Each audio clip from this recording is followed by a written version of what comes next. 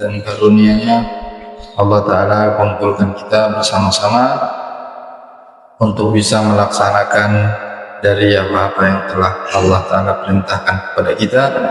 Kita berharap agar amalan kita ini diterima oleh Allah Subhanahu wa Ta'ala dan menjadi sabab masuknya kita ke dalam surganya Allah Subhanahu wa Ta'ala. Amin ya rabbal alamin. Sampai kepada nawaqidul wudu, hal-hal yang membatalkan wudu. Ya. Sebulan yang lalu kita membahas tentang syarat sahnya wudu. Sekarang yang membatalkan wudu apa aja itu? Apa disebut nawaqid? Nawaqid itu adalah jam'u naqidin wa huwa ma yuzilu syai' min asli, sesuatu hal yang menghilangkan dari asalnya, atau maksudnya adalah sebab-sebab yang wudhu tadi bisa selesai. Wudhu tersebut itu bisa selesai dengan beberapa perkara ini. Jadi wudhu juga ada masa expirednya kalau kita melakukan beberapa perkara ini. Yang pertama, an-naqidul awwal, yang membatalkan pertama adalah al-khariju min ahadis sabilain, sesuatu yang keluar dari dua lubang, lubang depan dan lubang belakang. Entah yang keluar tadi rihun aw ghairuhu, angin atau yang lainnya. Ya, illal mani sawa'un akana al-khariju mu'tadan am ghairu mu'tad, ratban am jafan. Entah keluarnya tersebut itu dalam keadaan biasa, lewat jalur yang biasa, atau jalur yang tidak normal, seperti orang yang sakit yang dia kadang-kadang harus pasang selang atau apa ya, masallah afiyah, ataupun yang keluar tersebut bentuknya tadi basah ataupun kering. Pokoknya apapun itu yang keluar dari dua lubang, maka hal tersebut membatalkan wudhu kita, kecuali air mani. Terus ada yang menanya, kenapa air mani tidak membatalkan wudhu kita? Karena li'annahu aujaba ma huwa a'dham minal wudhu, karena air mani itu keluarnya itu menyebabkan kita mempunyai kewajiban yang lebih besar daripada wudhu, yaitu mandi. Makanya al-mani tidak membatalkan al-wudu. Ya, gambarannya bagaimana? Mungkin gambarannya seperti seseorang, ya, dia dalam keadaan duduk tertidur, terus dia mimpi, ya, tiba-tiba keluar air mani. Wudhu, dia kan waktu tidur lagi dalam keadaan wudhu, tidurnya begini nih, pakai kursi begini. Nah, ini udah mantep nih, ya, buat belajar bukan buat tidur, ya. Jadi dia dalam keadaan seperti ini, dalam keadaan berwudhu, tiba-tiba dia mimpi dan akhirnya menyebabkan dia keluar air mani. Apakah batal wudhunya? Tidak batal wudhunya, tapi dia punya kewajiban apa? Mandi, ya, mandi hadasul akbar. Cuma dengan syarat, kalau mandinya tadi tidak melakukan hal-hal yang membatalkan wudhu, maka wudhunya tadi masih bertahan. Cuma kalau seandainya di dalam proses mandinya tersebut membatalkan wudhu, itu sudah batal berarti wudhunya. Ya. An-naqidus tsani, yang membatalkan kedua, daripada hal-hal yang batalkan wudu adalah zawal aqli binaumin aw ghairihi, hilangnya akal dengan tidur ataupun dengan yang lainnya. Ya, jadi saat kita tidur itu dibilang akal kita itu lagi hilang. Orang lagi tidur nggak berasa mau ada gempa, mau ada suara banjir, ada apa, tahu udah bangun ya baru berasa. Ada yang nelfon dan segala macam, hilang. Di saat itu akal kita hilang sebentar. Atau dengan hal yang lainnya selain daripada tidur, kecuali ada tidur yang tidak membatalkan wudu, tidurnya binaumin qa'idin mumakkinin maq'adatan min al-ard, tidurnya orang yang duduk yang mantap posisi duduknya seperti begini ya, hingga tidak terangkat. Kalau tidurnya ya agak ke depan, dia terangkat tempat duburnya itu. Nah, pokoknya duduk yang sekiranya tempat dubur kita ini mantap ke sini nih, ke bawah ya, ke darat. Ini dia menjadikan tidak batal. Mau 3 jam tidurnya nggak batal, sampai ngiler-ngiler deh tidur kayak begitu duduk nggak batal juga ya. Sawa'un ata'adda bizawal aqli am la, entah dia sengaja dengan menghilangkan akalnya tadi atau tidak. Ini untuk yang pertama ya, zawal akli, dia tidak sengaja akalnya tadi bakal hilang, dia minum sesuatu ya sehingga akalnya tadi hilang atau mabuk, nah itu bisa membatalkan wudu. Nah, hilangnya akal itu bisa pertama dengan tidur, binaumin au jununin, atau gila, au igmain, atau pingsan, au sukrin, atau mabuk ya, dia minum sesuatu ya, entah itu yang diharamkan atau tidak diharamkan, alhasil menyebabkan dia sampai mabuk, hilang akalnya, maka wudunya tadi batal kalau dia dalam keadaan berwudu ya.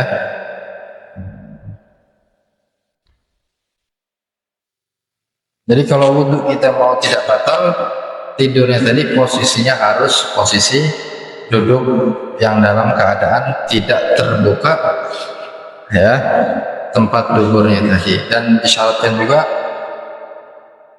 adalah orang yang tidak terlalu kurus dan tidak terlalu gemuk. Yang gemuknya overdosis ya, obesitas, ataupun tidak terlalu kurus, karena itu tidak mempengaruhi jalur daripada tempat duburnya tadi.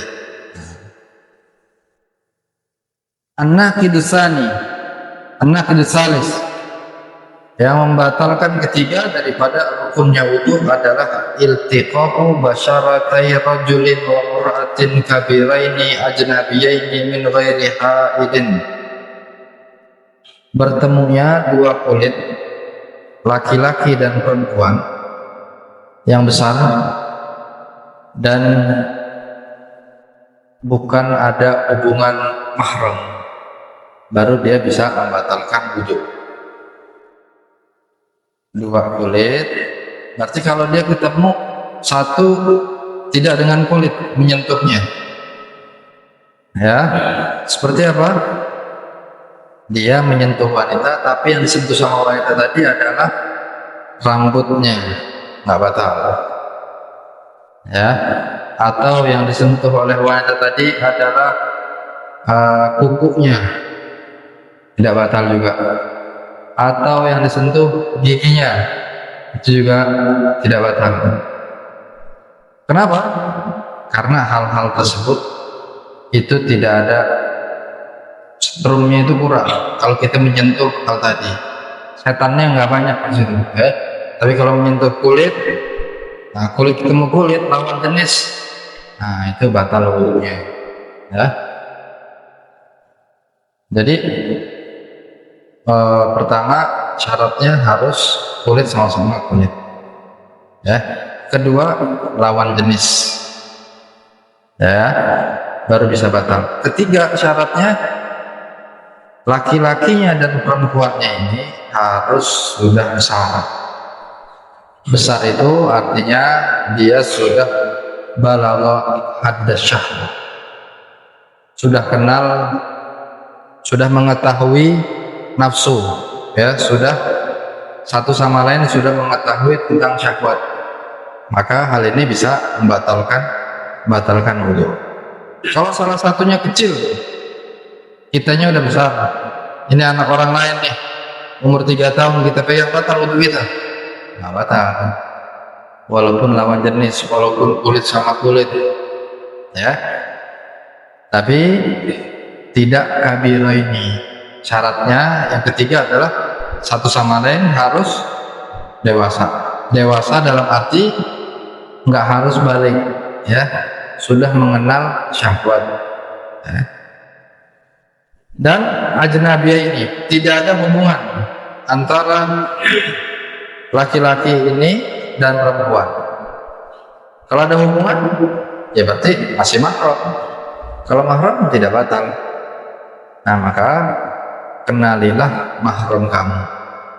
Kenalkanlah mahram kita kepada anak-anak kita. Kenapa?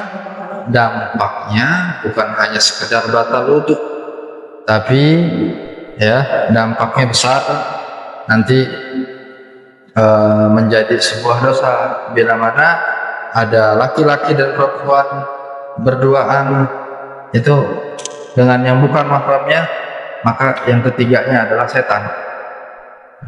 Ya, itu menjadi sebuah dosa. La yahluwanna ahadukum illa ma'ati mahramin. Atau kama qala Nabi sallallahu alaihi wasallam. Enggak boleh seseorang itu berdua-dua menyendiri kecuali dengan yang mahramnya. Jadi yang tidak batal kepada kita adalah siapa? Ibu kita, mahram kita berarti, ya, ibu kita dan ke atas, ibunya ibu kita terus sampai ke atas. Kemudian akhwatukum, saudari kita, saudara sebapak, saudari sebapak atau seibu, sekandung, atau sebapak atau seibu, saudara perempuan nggak batal, ya. Habis itu siapa? Wa banatul akhi, banatul akh itu adalah kita punya kakak kita ini punya anak perempuan, ponakan. Ponakan itu adalah anak, ya, kita laki-laki punya bersentuhan kepada ponakan. Ponakan itu adalah siapa? Anak dari saudara kita, entah dari saudara laki ataupun saudara perempuan, nggak batal wudu. Siapa lagi? Wa ammatukum. Ammatukum adalah saudari bapak kita, ya, bibi, terserah kita mau menyebutnya apa, bibi, tante, apa, ya, pokoknya saudari bapak itu mahram kita, nggak batal wudu. Kalau nggak batal wudunya berarti kita tidak berdosa saat kita hanya berdua-duaan atau ngobrol sama dia, nggak dosa. Kemudian khalatukum. Khalatukum siapa ini? Khalatukum adalah saudari ibu, saudarinya ibu kita, ya, itu juga mahram kita, tidak batal. Siapa lagi? Habis itu zaujatul ab. Zaujatul ab itu adalah bapak kita kawin lagi, ya, istrinya bapak kita yang baru, bukan ibu kita yang melahirkan kita, itu disebutnya zaujatul ab. Dalam bahasa Arab namanya zaujatul ab. Kita sama dia nggak batal wudhu, ya, tapi sama emaknya dia, berarti mertua bapak kita, batal. Tapi kalau sama dianya nggak batal. Beradean dianya batal. Beradean ibu tiri kita batal kalau, ya. Kemudian mahram kita juga adalah seorang laki-laki yang menikah kepada seorang janda yang membawa anak perempuan, ya. Ada seseorang kawin sama janda udah punya anak perempuan, ya. Apa hubungan kita sama anak tadi? Kalau sudah kumpul ibunya dengan kita, maka tidak batal untuk mahram. Kita nggak batal untuk kita sama anaknya dia. Kalau sama istrinya ya batal. Kita sama istri kita batal karena memang nggak ada hubungan, nggak ada mahram. Jadi Al-Quran jelas disebutkan. Ini saya yang sebutin tadi itu terjemahan dari Al-Quran, ya. Siapa lagi? Terus ibu yang menyusui kalian, yang bukan ibu kita. Kalau kita pernah disusui oleh orang lain, makanya tanya sama bapak kita atau sama ibu kita, dulu yang pernah menyusuin saya siapa aja? Biar kenapa? Ini besar dampaknya, ya. Pertama, kita nggak batal wudhu sama dia, nggak batal wudhu, sama anak-anaknya dia pun nggak batal, ya. Kita menyusu kepada ibu, ya, yang bernama Ibu A. Ini selain ibu kita nih, Ibu A ini punya anak namanya Sri, ya. Gara-gara kita menyusui dengan ibunya Sri ini, maka Sri menjadi saudara sesusuan kita. Begitupun saudaranya ammatuhnya si Sri tadi dan khalahnya Sri tadi. Yang menjadi mahramnya Sri tadi menjadi mahramnya si laki-laki tadi yang menyusui sama ibunya Sri tadi. Nah, ini dikhawatirkan kalau kita nggak tahu, tiba-tiba kita mau nikah sama adiknya Sri. Nah, ini bisa nggak sah pernikahannya karena kita menikah dengan yang masih mahram kita, nggak boleh. Kalau seandainya terjadi pernikahan udah bertahun-tahun, maka hukum nikahnya fasakh, selesai dengan sendirinya. Ya, makanya penting untuk kita mengetahui siapa orang-orang yang pernah menyusui kita di saat kita masih kecil. Karena hal ini tidak aib, ya. Bahkan dulu di zaman Rasul Shallallahu Alaihi Wasallam menjadi sebuah tradisi, ya. Seorang anak yang dari kota itu disusuin sama orang-orang yang ada di pedalaman. Karena gizinya bagus, dampaknya bagus, ya, dan banyak faktor diantaranya itu. Dan Rasul sendiri itu beliau yang menyusui beliau adalah Sayyidah Halimah Sa'diyah, bukan ibunya. Halimah Sa'diyah punya anak perempuan, salah satunya adalah Syaimah. Nabi sama Syaimah mahram, ya, nggak boleh menikah. Begitupun Nabi dengan saudara sesusuan beliau adalah Sayyidina Hamzah. Sayyidina Hamzah itu selain paman Nabi, beliau juga saudara sesusuan karena pernah ibunya Hamzah atau Hamzah pernah menyusui dengan seorang perempuan, yang perempuan tersebut sama-sama pernah menyusui mereka berdua, ya. An-naqidur rabi, yang membatalkan keempat daripada yang membatalkan wudu adalah masuku bulil adami aw halaqati duburihi bi batni rahati aw butunil asabi, menyentuh lubang manusia entah yang depan ataupun yang belakang, ya, menyentuh tanpa ada penghalang, menyentuh langsung, itu batal. Entah lubangnya, ini maaf ya, kalimatnya kita harus terjemahkan dengan detail karena menyangkut sebuah hukum. Entah lubangnya kubul atau halaqati duburihi. Halaqati duburihi, ya. Jadi di antara dua dubur itu, ya, itu ada lubang. Nah, di sekitar pinggirannya itu juga membatalkan. Dengan apa membatalkan menyentuhnya? Bi batnir raha. Kalau nyentuhnya dengan ini namanya batnir raha, atau butunil asabi, atau menyentuhnya dengan butunil asabi. Ya, ini batnir raha. Ya, ini rahatun disebut dalam bahasa Arab.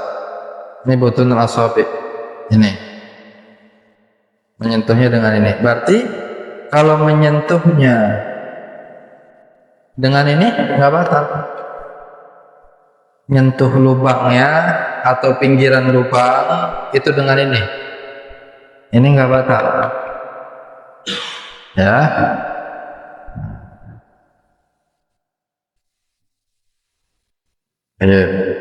Kenapa? Karena memang tidak ada setrumnya lagi. Nyentuh ini dengan ini sama dengan ini, ya. Strumannya itu kurang, maka tidak membatalkan wudhunya dia kalau menyentuhnya selain daripada batnir raha dan butunul asabi. Ini butunul asabi. Jadi, ya, ini rahatun, telapak tangan, dalamnya telapak tangan. Ini kan dalamnya telapak tangan, luarnya ini, ya kan? Nah, dalam kasus ini yang batal itu siapa? Yang menyentuh atau yang kita sentuh? Nah, ini yang batal hanya yang menyentuh. Wudu'ul masi dunal mamsus. Antum punya anak, kita mau nyebokin anak kita nih, udah pasti bakal menyentuh. Seandainya anak kita tadi punya wudhu, ya, maka yang batal wudhu kita, dia nggak batal. Kadang-kadang orang masih tidak mengetahui, wah ini kan anak saya, masa batal juga? Ya batal. Ya, namanya juga kubul adami. Kalau kubulnya hewan udah batal. Yang antum pegang lubangnya kemaluannya ayam, nggak batal kalau itu, ya. Kambing nggak batal. Ini yang batal hanya yang adami, yang manusia. Anak kita batal. Ya, sekali lagi, jika ini tidak pakai penghalang. Kalau gitu pakai penghalang, pakai sampai, pakai apa, sarung tangan, nggak masalah, tidak batal. Wal udhul munfasil min quburin aw duburin yunqadu bimasihi in baqiya ismuh. Anggota yang terpisah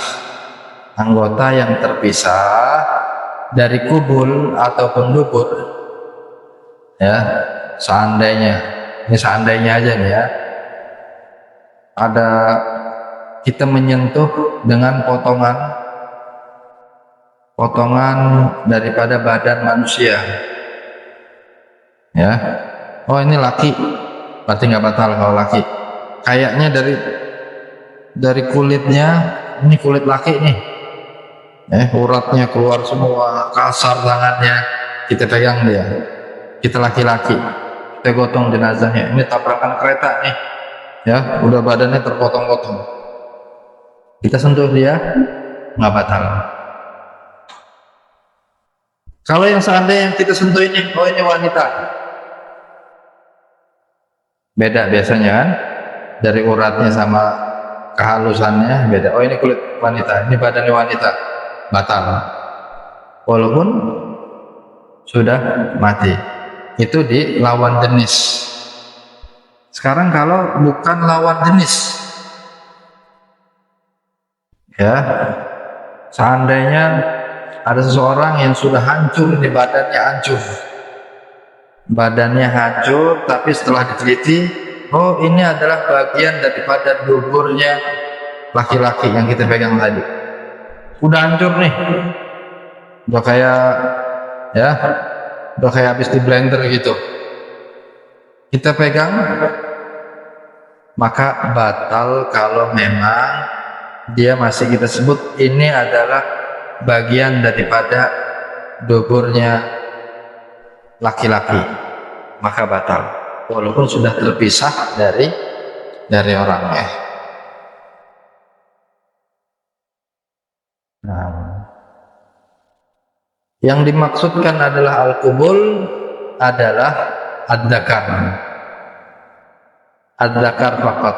Kubul, yang punya kubul ini adalah laki-laki, ya, laki-laki, dia hanya kemaluannya aja. Kubul itu artinya hanya kemaluan tanpa yang lainnya, ya, tanpa yang lainnya. Buah zakarnya nggak batal, rambutnya pun tidak batal kita sentuh, hanya zakarnya aja, kemaluannya. Halaqatud dubur, ya tadi hanya di bagian situnya aja, ya.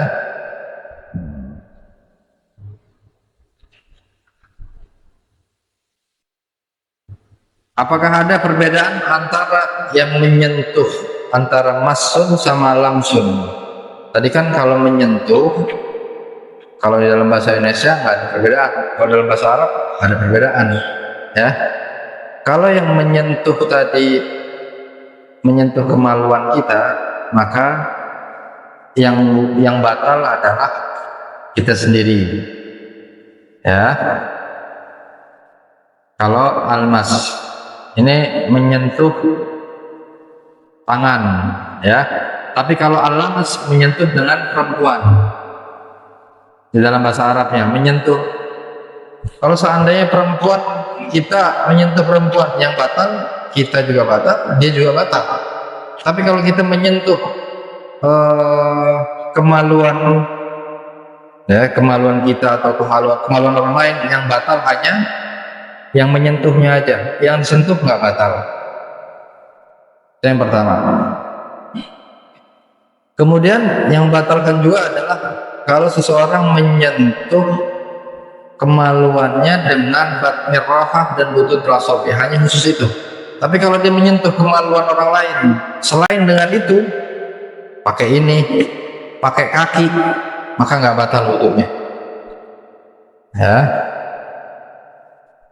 Tapi kalau menyentuh lawan jenis, semua bagian kulit batal. Yang nggak batal hanya tadi aja yang disebutkan, ya, rambut, gigi, sama kuku, itu tidak batal. Nah, kalau almas menyentuh kemaluan itu tidak disyaratkan lawan jenis.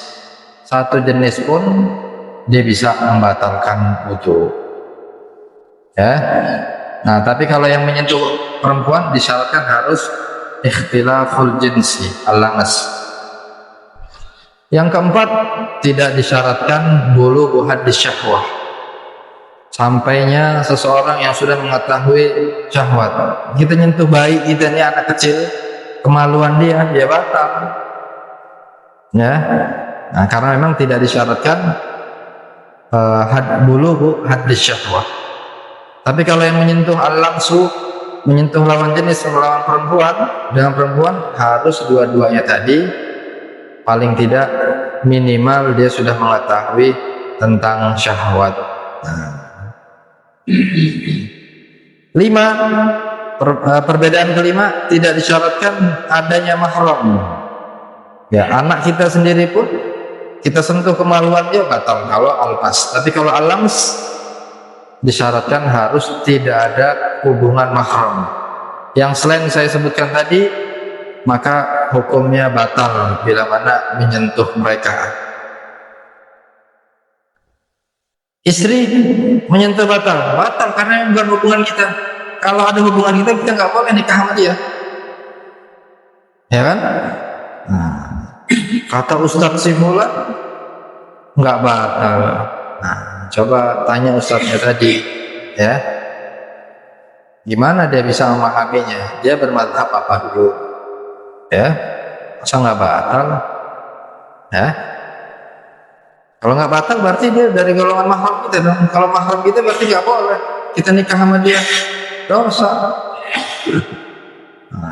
Karena istri kita itu bukan siapa-siapa kita. Kita bisa halal sama dia gara-gara hubungan haram. Qabil tu nikah wa tazwijah al-mahir mazkur. Sudah kita firaq, seandainya di firaq, udah nggak jadi hubungan lagi. Ya.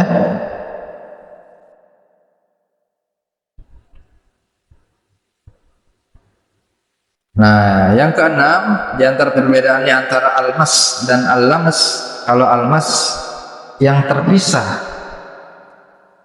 dari kemaluan tersebut itu bisa membatalkan jika masih ketahuan, oh ini adalah kemaluannya si fulan, ya. Nah, kalau al-lamas tidak disyaratkan baqa lisan. Seandainya aja ternyata di kulit hadrah itu ada campuran kulit wanita, kita tahu ya batal berarti.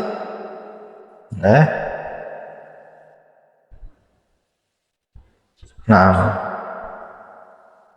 yang ketujuh, perbedaannya antara al-massu dan al-lamas.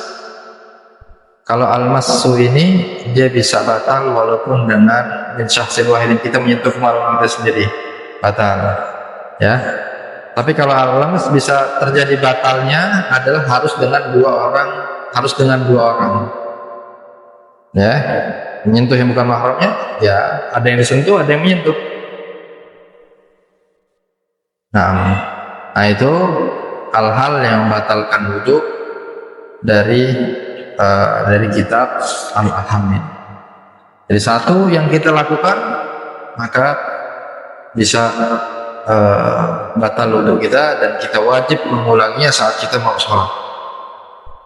Nah makanya kita harus mengetahui hal-hal yang membatalkan wudu tadi agar kita bisa saat kita mau sholat kita ingat, oh saya batal apa belum ya. Nah, kalau ragunya gimana dulu? Kita orang yang biasa toharoh atau yang nggak biasa toharoh? Kalau biasa toharoh, nah kita tinggal ingat-ingat lagi kita ngapain aja tadi. Boleh lah. Al yakin la yazul syak. Keyakinan tidak bisa hilang dengan keraguan-raguan. Kalau dia memang punya adat biasa bersuci. Kan yang paling tahu kembali lagi ke kita sendiri. Oh saya jarang wudunya cuma pas mau sholat doang. Nah, ragu, ya udah, ya wudu lagi atau batalin dulu. Nah karena ini harus dengan keyakinan. Kalau mengulangi wudu boleh Pak Ustaz? Saya belum batal, saya mengulangi lagi. Boleh, sunnah. Namanya tajdidul wudu. Tajdidul wudu itu memperbarui wudu. Mungkin kita ngantuk, kita wudu lagi dan segar. Sunnah. Enggak memperbarui itu enggak masalah. Ya. Umpamanya saya sholat maghrib saya ini pakai wudu yang zuhur, boleh aja, nggak ada masalah. Nah, dulu para aulia itu banyak mereka sholat subuhnya mereka itu dengan wudunya isya selama 40 tahun, selama 20 tahun, 30 tahun. Berarti ngapain ini kira-kira? orang tadi? Nggak tidur pastinya. Jangan diakalin juga ya, itu jangan-jangan isyaknya dia jam 4 ya, dia begadang. Nah, kalau kayak gitu semua juga bisa ya. Nah, ini para aulia yang mereka selalu menjaga wudhu mereka dan menjaga akhir malam mereka, sehingga mereka tidak pernah batal wudhu. Mereka konsekuensi karena mengakui betul-betul waktu terbaik itu untuk meminta kepada Allah adalah waktu akhir lail, akhir malam ya. Jadi mereka di antara Syekh Muhammad dan banyak lagi Syekh Abdul Qadir Al-Jailani, mereka punya rutinitas padat, kegiatan padatnya mereka sama Allah. Para aulia itu kegiatan padatnya di jam akhir lail. Nah, kalau kita wallahu a'lam jam segitu lagi anak-anaknya tidur ya. Nah, dibangun aja, ya Allah cepet banget, perasaan baru tidur. Udah bangun lagi, udah pengen subuh aja. Kita keselamat adanya Ramadan udah. Kalau nggak ada Ramadan kita nggak bisa tahajud. Udah, jadi Allah udah betul-betul kayak mau mensucikan jiwa kita dengan dihadirkannya bulan Ramadan. Akhirnya yang nggak pernah tahajud jadi tahajud, yang nggak pernah sholat witir kagak tahu dia seumur hidup nama sholat witir, mengamalkannya juga nggak pernah. Ada Ramadan jadi sholat witir. Nggak pernah ngaji Quran, ada Ramadan jadi ngaji. Alhamdulillah ya. Coba semua bulan sama semua. Ya udah, kita kayak settingan awal aja begini-gini aja. Ada ngaji baru ngaji, nggak ada yang ngajak nggak ada yang ngaji. Ya.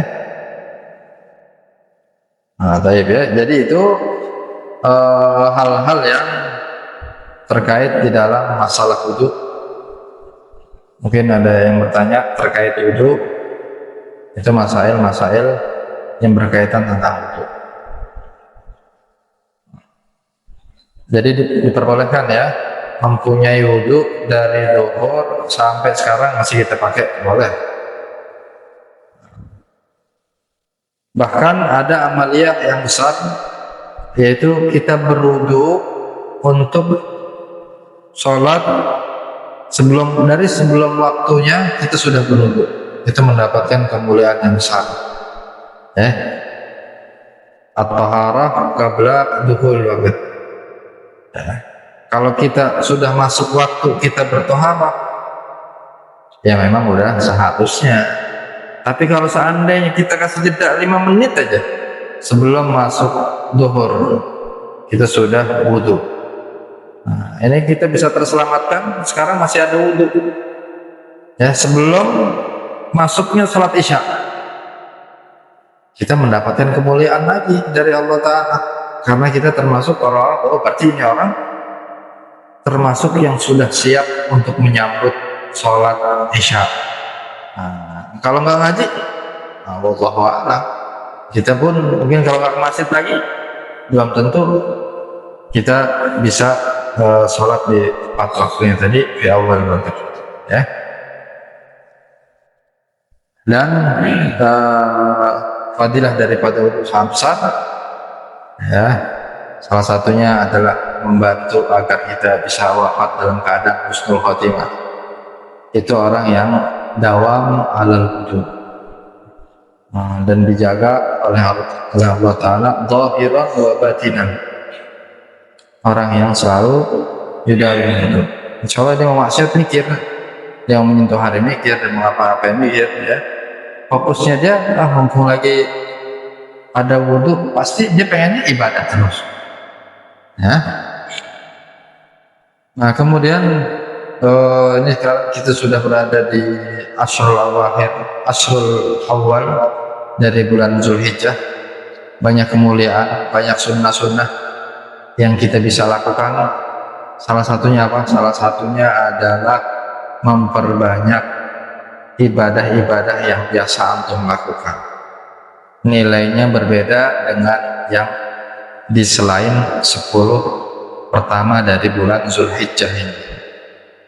Apalagi kemuliaan yang lainnya, kalau kita nggak mampu untuk berkorban, ya minimal nyelengin kira-kira kapan kita mampunya, jangan nungguin kupon aja.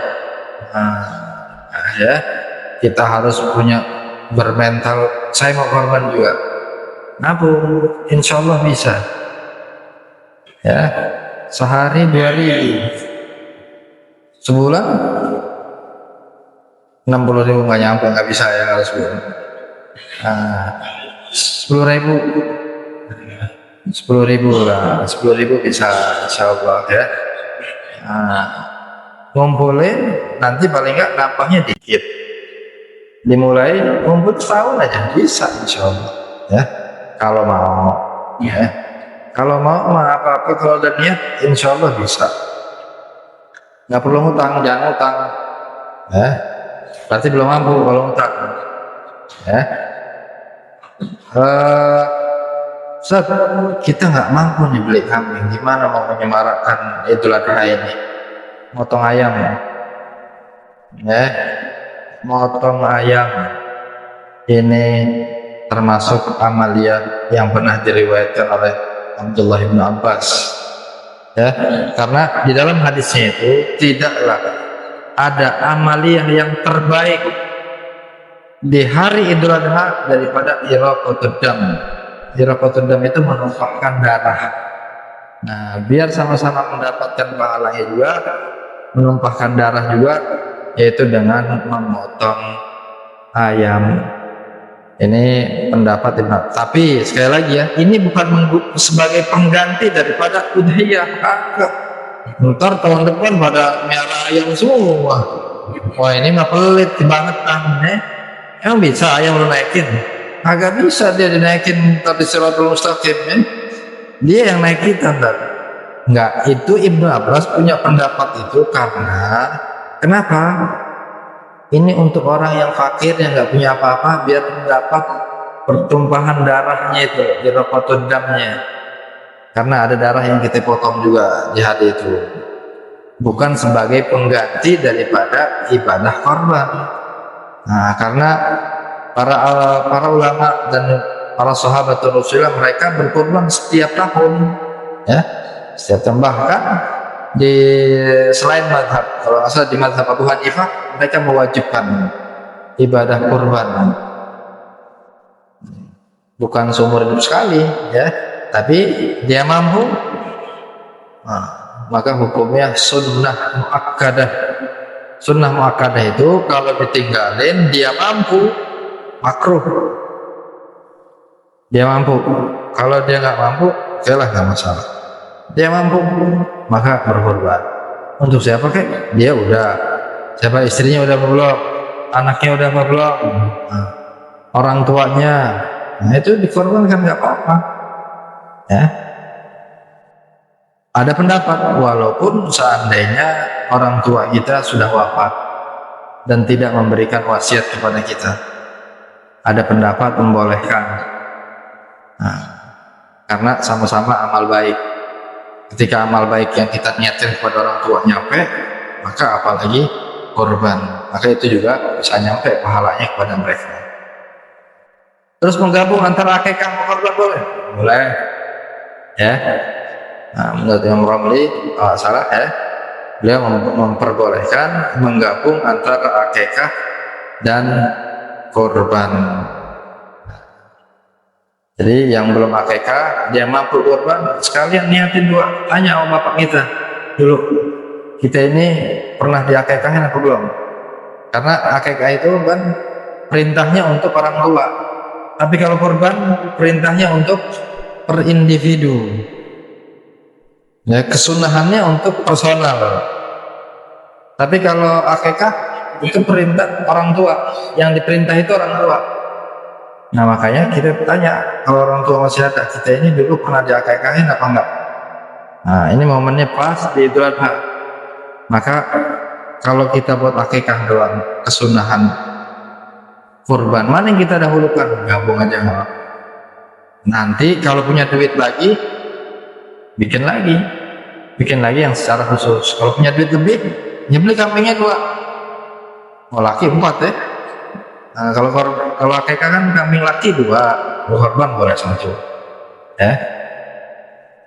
Ya itu hal-hal yang terkait di saat sekarang ini. Dan jangan lupa sunnah, ini kita yang nggak kurban ngelihat kambing baca Allahu Akbar, sunnah.